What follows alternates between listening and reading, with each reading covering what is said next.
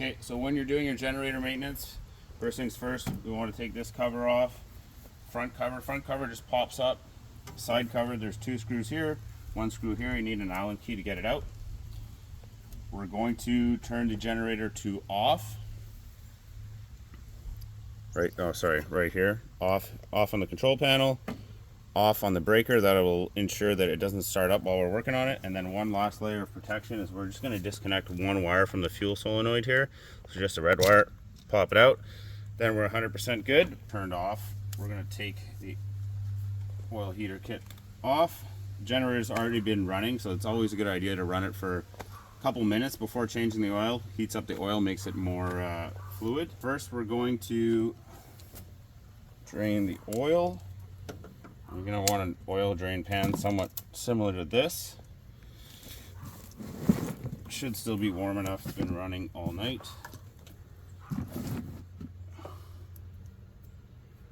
If it's not, I'll run it again.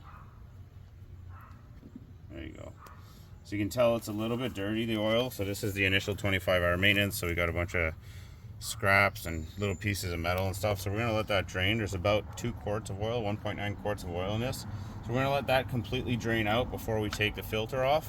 Okay, so all the oil is drained out. We're just on the last few drops here. I'll close this up.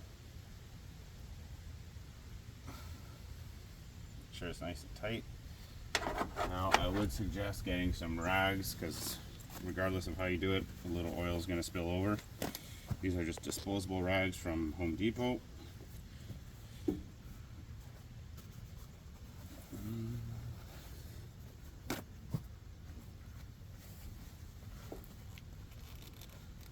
Should be able to do this by hand. If not, you can grab some big channel locks and put them on the end here, kind of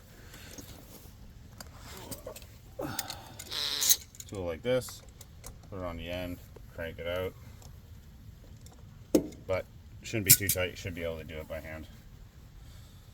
Oh, a little bit of oil, totally normal. Put this guy to the side, empty it out in here first.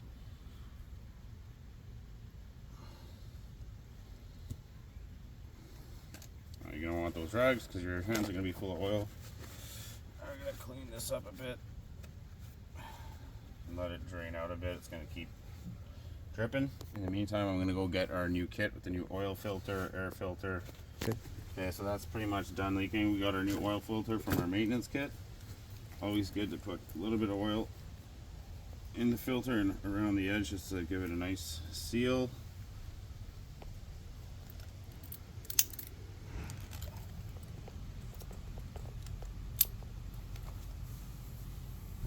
Do this over my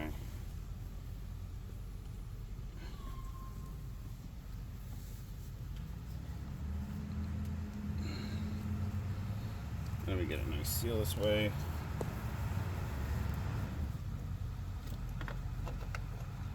Put the new filter on. Hands are going to get full of oil, that's normal. So it's the new filter. You can wipe it off when you're done. Make sure you don't pinch any wires. Tighten it as much as possible. Wipe off the oil.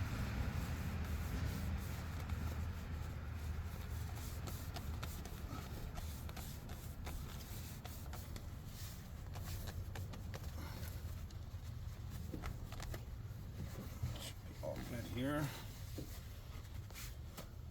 Slip the oil filter heater back on.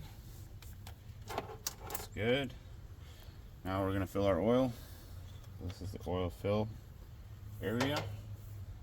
Also check the level just to make sure that we're fully drained.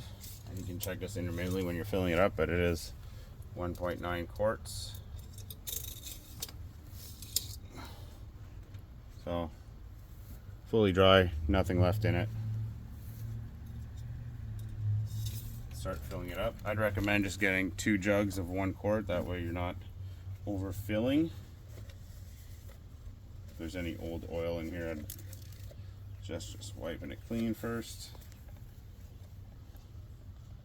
This is a nice handy gadget you can pick up at Canadian Tire.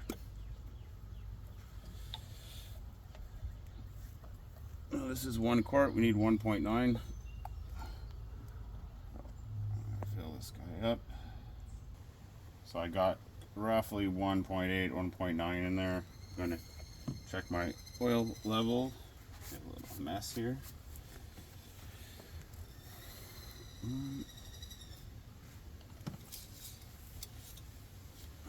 Clean that off.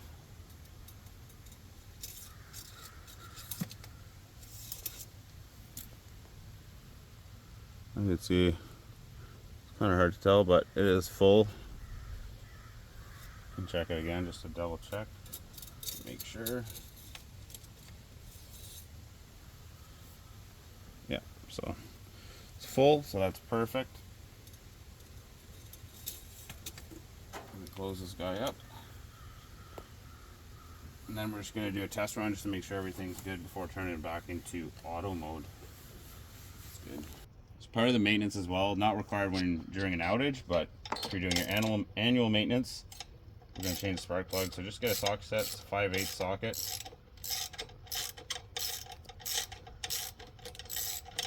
Nice and easy with it, because don't use a drill, because you don't want to cross thread these, or at least I don't risk it. Almost there. So I'm going to take one spark plug out here and one spark plug on the other side. Show you that one in a sec.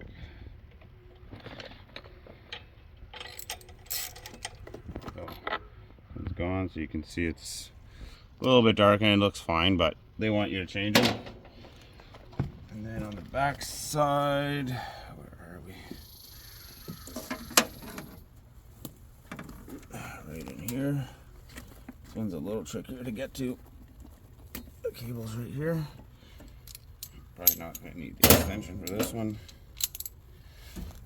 You just got to slip over the top of it. There you go.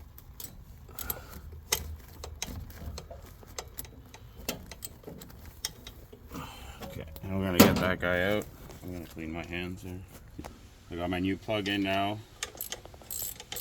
Tighten it, same thing with a wrench. I wouldn't recommend using a drill. It's going to take quite a few turns. It's fine.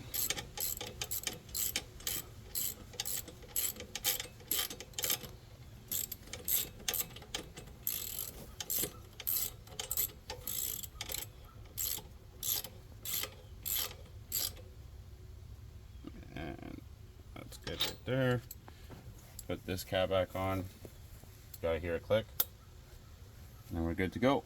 13.1, that's a good charge. I think below 12 and there might be an issue with your charger or with your battery. Now we're going to start the generator up, and I'm going to do a voltage check across both phases. I wouldn't recommend doing this if you're a homeowner. If you're an electrician, I'm going to take this panel off, start up the generator, check your frequency, check your voltage, make sure everything's working properly, especially after changing the spark plugs. And so I'm just going to take this cover off. There's 2 bolts, 1, 2.